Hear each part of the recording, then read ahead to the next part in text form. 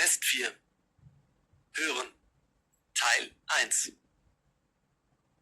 Sie hören 5 Gespräche und Äußerungen. Sie hören jeden Text einmal. Wählen Sie bei den Aufgaben die richtige Lösung, richtig oder falsch und A, B oder C. Lesen Sie jetzt das Beispiel. Dazu haben Sie 10 Sekunden Zeit.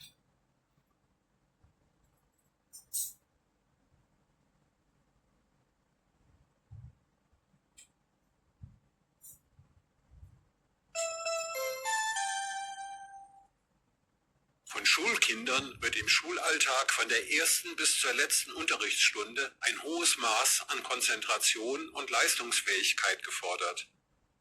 Dazu benötigen sie regelmäßig Nachschub an Energie, Nährstoffen und Flüssigkeit. Diese verbrauchten Reserven können mit einem Glas Milch, einem Becher Joghurt oder einer Scheibe Brot mit Käse ersetzt werden.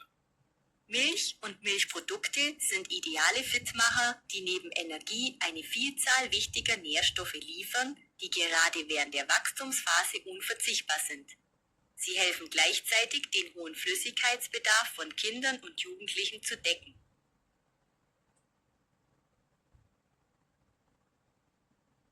Lesen Sie jetzt die Aufgaben 1 und 2.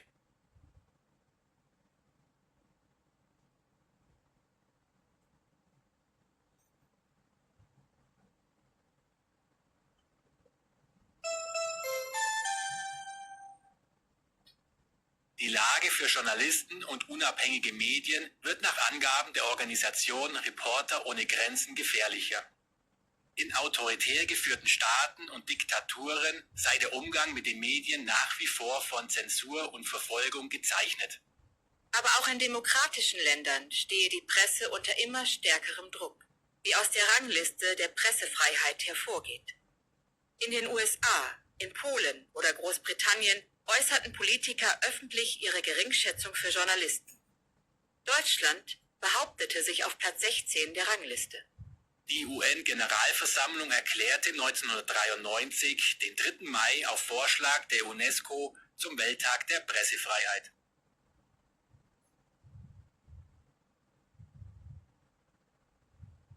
Lesen Sie jetzt die Aufgaben 3 und 4.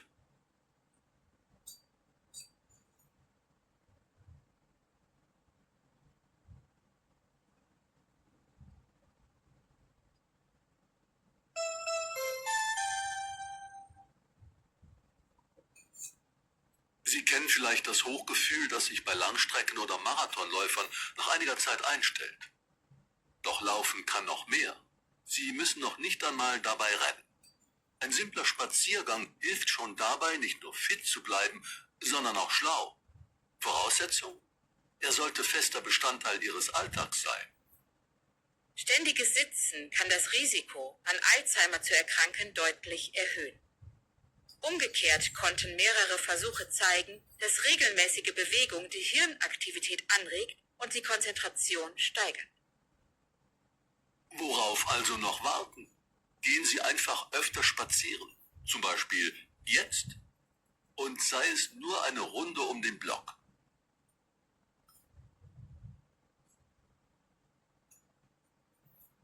Lesen Sie jetzt die Aufgaben 5 und 6.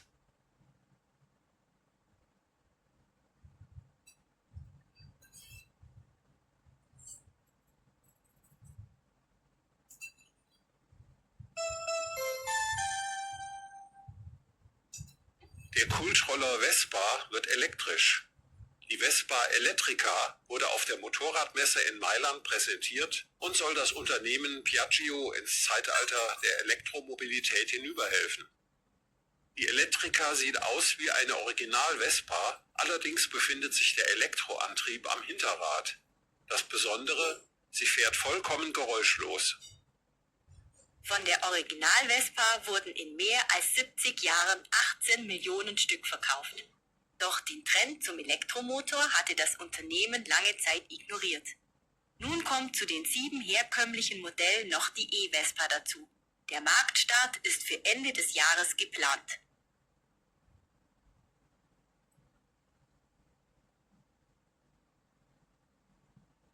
Lesen Sie jetzt die Aufgaben 7 und 8.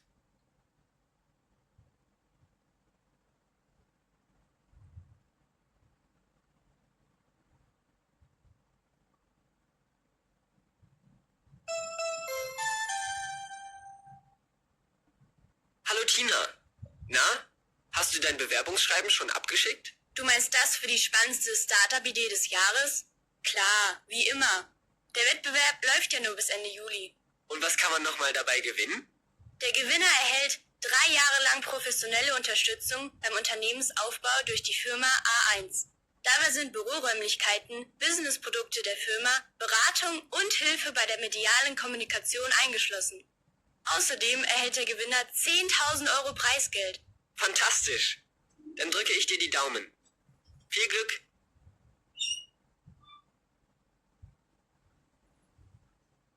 Lesen Sie jetzt die Aufgaben 9 und 10.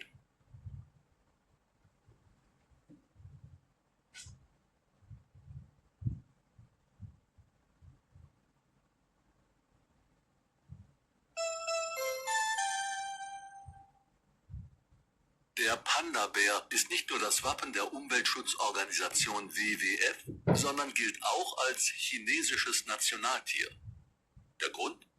Alle noch in freier Wildbahn lebenden Pandas sind in Zentralchina zu finden. Weltweit ist das Tier zudem sehr populär.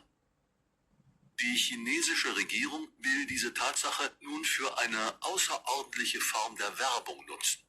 Solarparks in der Form eines Pandas sollen nicht nur sauberen Strom produzieren, sondern auch Aufmerksamkeit erregen. Denn weltweit steht der Panda symbolisch für den Schutz bedrohter Arten.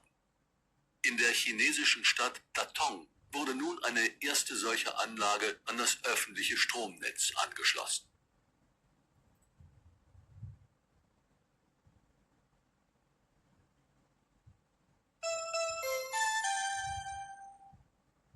Ende Teil 1.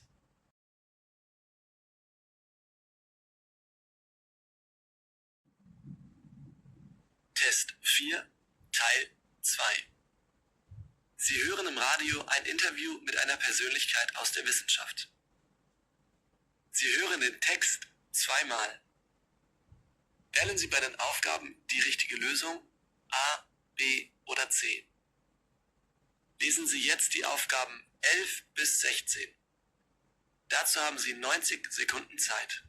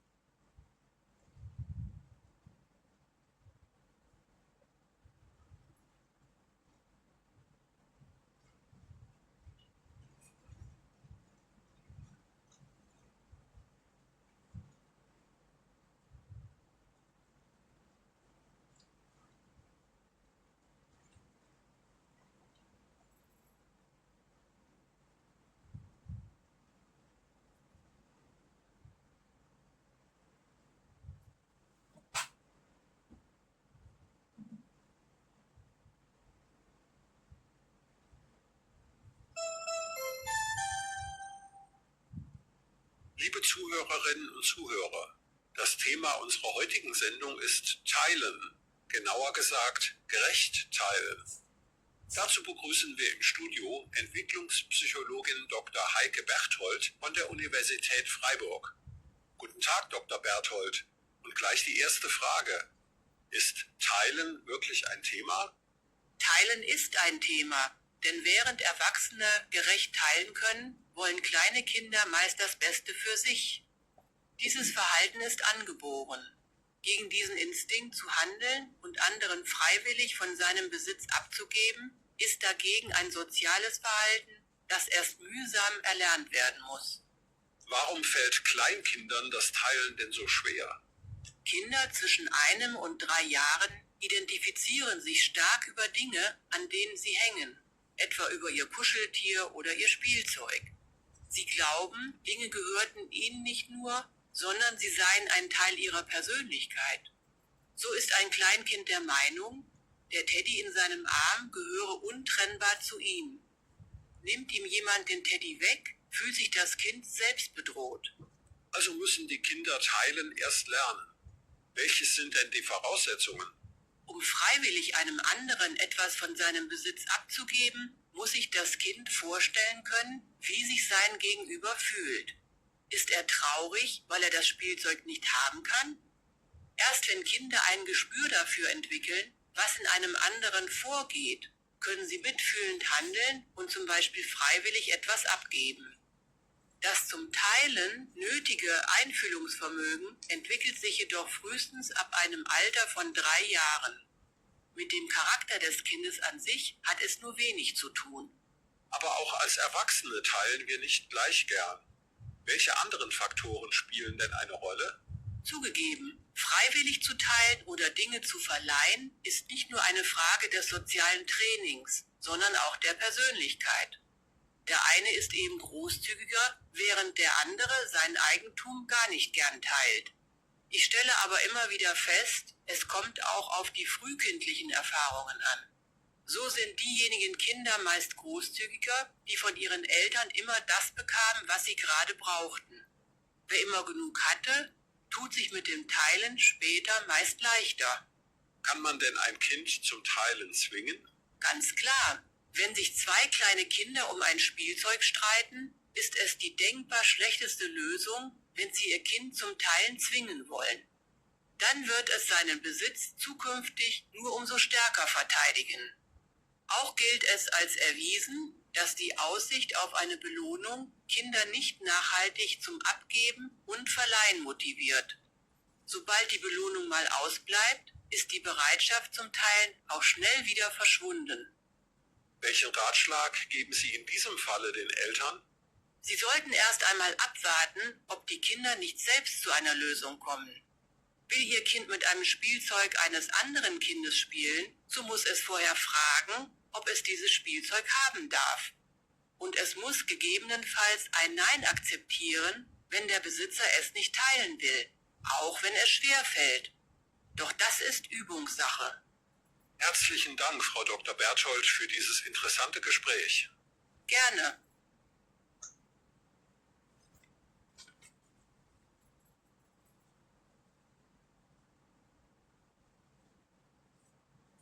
Sie hören jetzt den Text noch einmal.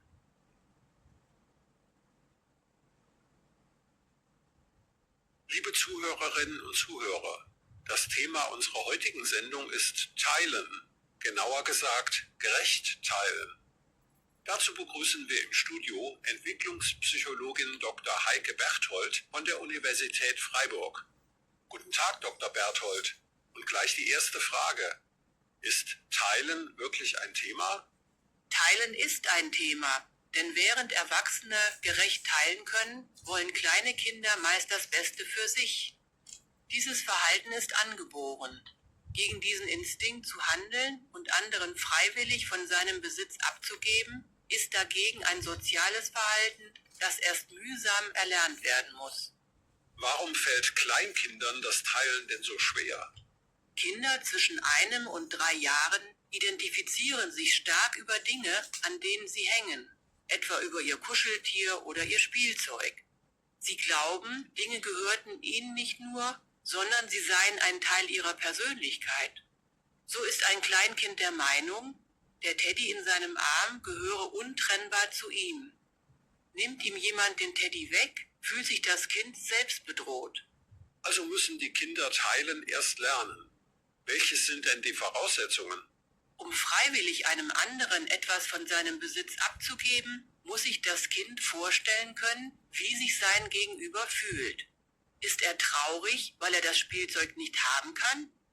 Erst wenn Kinder ein Gespür dafür entwickeln, was in einem anderen vorgeht, können sie mitfühlend handeln und zum Beispiel freiwillig etwas abgeben.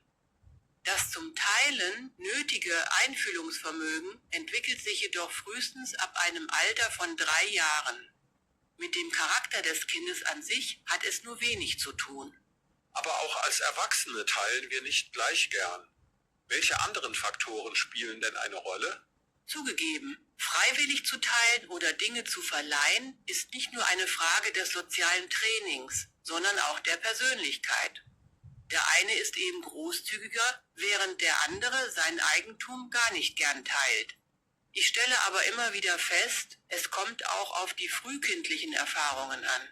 So sind diejenigen Kinder meist großzügiger, die von ihren Eltern immer das bekamen, was sie gerade brauchten. Wer immer genug hatte, tut sich mit dem Teilen später meist leichter. Kann man denn ein Kind zum Teilen zwingen? Ganz klar, wenn sich 2 kleine Kinder um ein Spielzeug streiten, ist es die denkbar schlechteste Lösung, wenn sie ihr Kind zum Teilen zwingen wollen.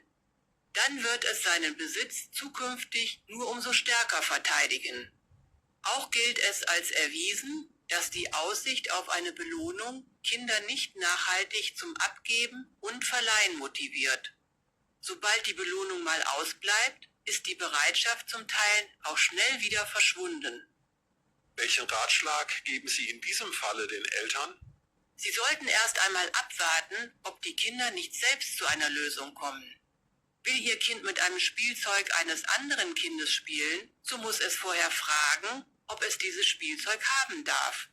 Und es muss gegebenenfalls ein Nein akzeptieren, wenn der Besitzer es nicht teilen will, auch wenn es schwerfällt. Doch das ist Übungssache. Herzlichen Dank, Frau Dr. Berthold, für dieses interessante Gespräch. Gerne.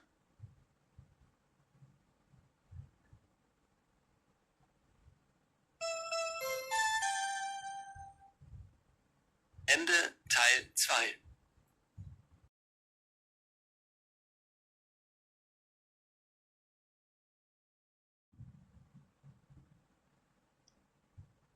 Test 4, Teil 3. Sie hören im Radio ein Gespräch mit mehreren Personen. Sie hören den Text einmal. Wählen Sie bei den Aufgaben Wer sagt das? Lesen Sie jetzt die Aufgaben 17 bis 22. Dazu haben Sie 60 Sekunden Zeit.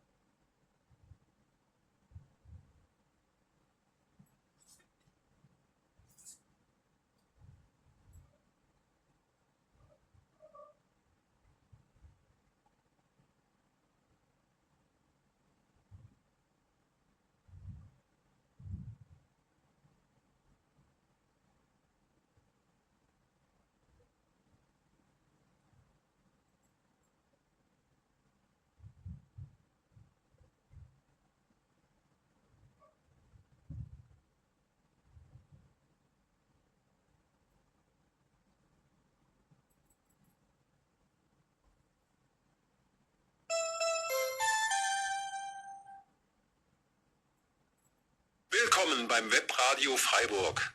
Das Thema heute: Mobilität im Pendleralltag. Welche Verkehrsmittel nutzen Berufstätige und Studierende, die täglich weite Strecken zurücklegen? Und wieso zieht man nicht einfach in die Nähe der Arbeitsstelle oder der Uni? Mein erster Gast im Studio ist Eva Müller. Sie pendelt täglich über die deutsche Grenze in die Schweiz zu ihrem Arbeitsplatz und zurück. Ja, guten Tag. Außerdem begrüße ich im Studio Herrn Stefan Wagner. Er studiert an der Uni Freiburg Journalistik im 6. Semester und wohnt im 60 Kilometer entfernten Offenburg bei seinen Eltern. Hallo, meine erste Frage geht an Sie, Frau Müller. Sie wohnen in Waldshut, nahe an der Grenze zur Schweiz. Wie kommen Sie täglich zur Arbeit? Also, ich fahre jeden Tag mit dem Zug 1 Stunde nach Zürich. Bis ich an meinem Arbeitsplatz ankomme, dauert das ungefähr nochmal eine Stunde. Mit dem Auto ginge es schon schneller, aber dafür komme ich entspannter an. Da haben Sie Glück, denn viele Pendler klagen über verspätete Züge, lange Wartezeiten beim Umsteigen, überfüllte Busse und Trams. Aus diesem Grund bleibt das Auto für Sie mit Abstand das wichtigste Verkehrsmittel auf dem Weg zur Arbeit. Früher bin ich auch mit dem Auto gefahren. Aber das lag eher daran, dass wir auf dem Land gewohnt haben und die Busverbindungen in die Stadt sehr schlecht waren. Da gab es keine Alternative zum Auto. Aber das war nichts für mich. Denn als Autofahrer muss man sich auf der Straße permanent konzentrieren. Wenn ich dann noch in einen Stau geriet, war ich schon bei der Ankunft am Arbeitsplatz erschöpft. Herr Wagner, auch Sie pendeln täglich von Offenburg nach Freiburg. Wie lange dauert denn Ihr Weg? Von mir zu Hause bis zur Uni brauche ich circa 50 Minuten. An den meisten Tagen gehe ich morgens etwa um 7:30 aus dem Haus. Freitags etwas später. Von Offenburg nach Freiburg ist es ja nun nicht so weit. Aber dennoch meine Frage. Wieso haben Sie sich nicht entschlossen, als Student in Freiburg zu wohnen? Eigentlich wollte ich schon seit Jahren nach Freiburg ziehen. Aber in der Innenstadt lässt sich nichts Passendes finden. Da dachte ich mir, wenn ich schon nichts Bezahlbares in den zentral gelegenen Stadtteilen Freiburgs finde, kann ich genauso gut in Offenburg bei meinen Eltern bleiben. Dann spare ich darüber hinaus die Kosten für die Wohngemeinschaft und gebe mein Geld für andere Dinge aus. Fragt man Pendler, womit sie sich während ihrer täglichen Hin- und Rückfahrten die Zeit vertreiben, dann antworten die meisten, dass sie Zeitung lesen, in einem Buch schmökern, auf dem Laptop Texte schreiben oder vielleicht sogar eine Fremdsprache lernen. Wie verbringen Sie die Zeit? Ich mache gerne Handarbeiten. Im Moment stricke ich gerade ein Winterpullover für meine Neffen. Das entspannt und ich betätige mich kreativ. Ich habe mal versucht, mein Französisch zu verbessern, aber im Zug zu lernen klappt bei mir nicht. Ich bin eher ein kommunikativer Mensch und unterhalte mich gern auf der Fahrt. So habe ich übrigens auch meine Freundin kennengelernt. Wir haben beide auf einen Zug gewartet, der einfach nicht gekommen ist. Da blieb genug Zeit, sich zu unterhalten. Noch ein Vorteil des Pendelns. Frau Müller, Herr Wagner, ich danke Ihnen vielmals für dieses Gespräch. Liebe Zuhörer, tschüss, bis nächste Woche.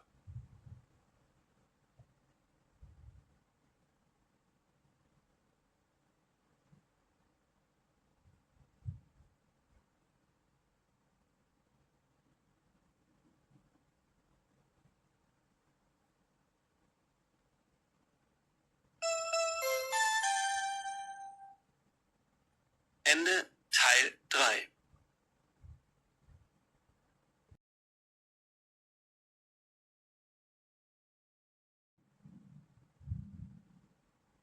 Test 4, Teil 4. Sie hören einen kurzen Vortrag. Sie hören den Text zweimal. Wählen Sie bei den Aufgaben die richtige Lösung A, B oder C. Lesen Sie jetzt die Aufgaben 23 bis 30. Dazu haben Sie 90 Sekunden Zeit.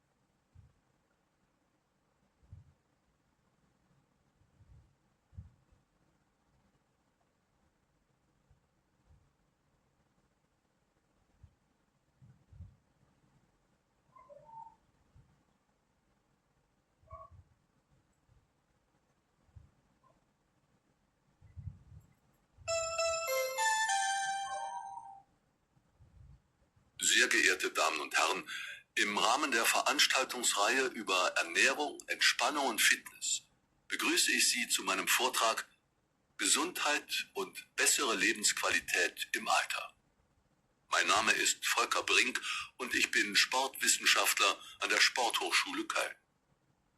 Die Zeiten, in denen älteren Menschen ausschließlich zu lockerer Ausdauerbelastung geraten wurde, sind vorbei.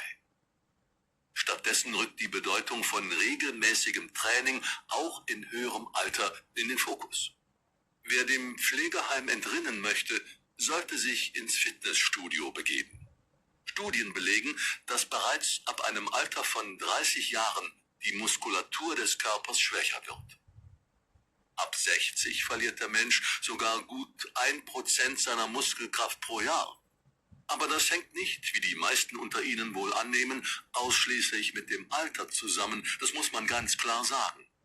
Der Muskelschwund ist ausschließlich dadurch bedingt, dass der Organismus nicht mehr ausreichend stimuliert wird. Das bedeutet also, es ist nicht unvermeidlich, dass wir im Alter immer schlechter in der Leistungsfähigkeit werden. Nein, das hängt nur mit der Nutzung des Körpers zusammen.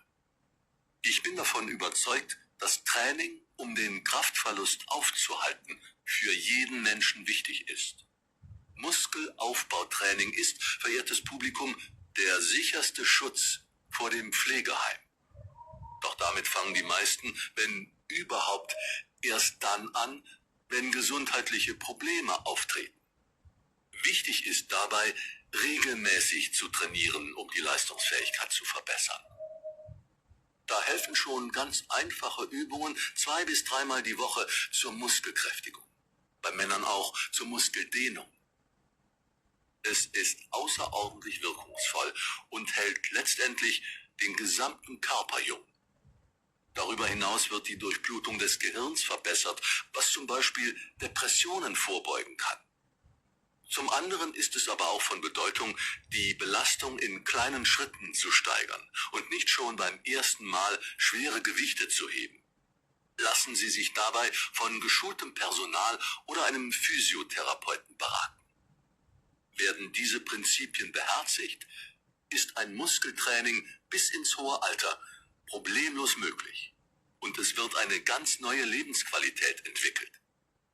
Nicht zuletzt erhöhen auch Entspannung und Stressbewältigung unsere Lebensqualität.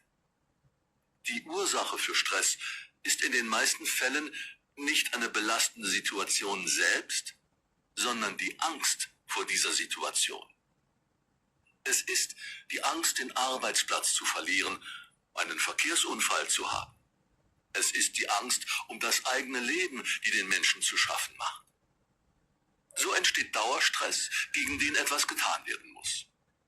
Am besten wäre sicher immer eine direkte Lösung des Problems, doch falls das Problem in naher Zukunft nicht gelöst werden kann, hilft eine Sache immer.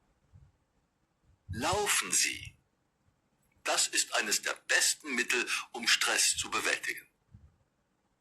Meine Damen und Herren, ich danke Ihnen für Ihre Aufmerksamkeit.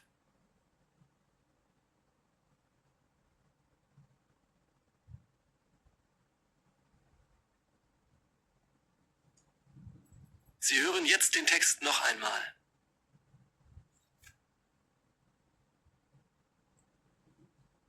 Sehr geehrte Damen und Herren, im Rahmen der Veranstaltungsreihe über Ernährung, Entspannung und Fitness begrüße ich Sie zu meinem Vortrag Gesundheit und bessere Lebensqualität im Alter. Mein Name ist Volker Brink und ich bin Sportwissenschaftler an der Sporthochschule Köln. Die Zeiten, in denen älteren Menschen ausschließlich zu lockerer Ausdauerbelastung geraten wurde, sind vorbei. Stattdessen rückt die Bedeutung von regelmäßigem Training auch in höherem Alter in den Fokus.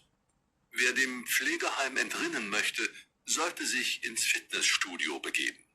Studien belegen, dass bereits ab einem Alter von 30 Jahren die Muskulatur des Körpers schwächer wird. Ab 60 verliert der Mensch sogar gut 1% seiner Muskelkraft pro Jahr. Aber das hängt nicht, wie die meisten unter Ihnen wohl annehmen, ausschließlich mit dem Alter zusammen. Das muss man ganz klar sagen. Der Muskelschwund ist ausschließlich dadurch bedingt, dass der Organismus nicht mehr ausreichend stimuliert wird. Das bedeutet also, es ist nicht unvermeidlich, dass wir im Alter immer schlechter in der Leistungsfähigkeit werden. Nein, das hängt nur mit der Nutzung des Körpers zusammen. Ich bin davon überzeugt, dass Training, um den Kraftverlust aufzuhalten, für jeden Menschen wichtig ist. Muskelaufbautraining ist, verehrtes Publikum, der sicherste Schutz vor dem Pflegeheim.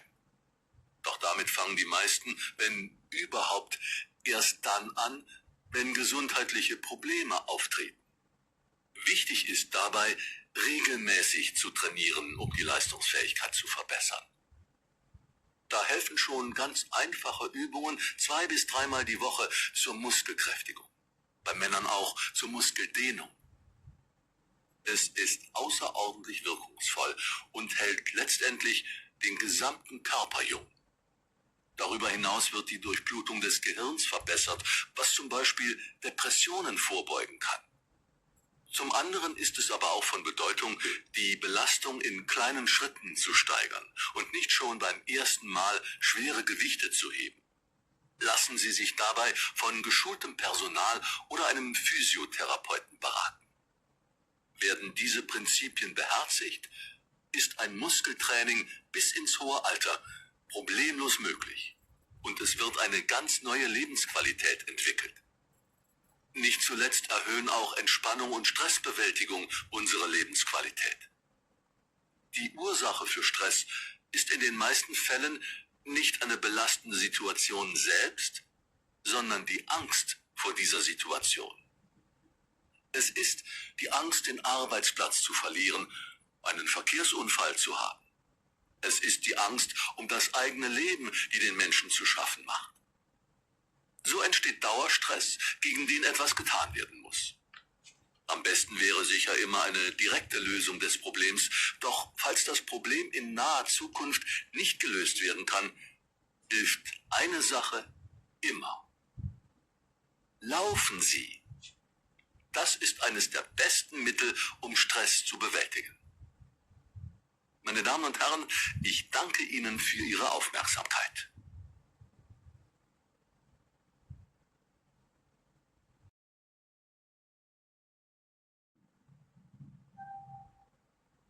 Ende Teil 4.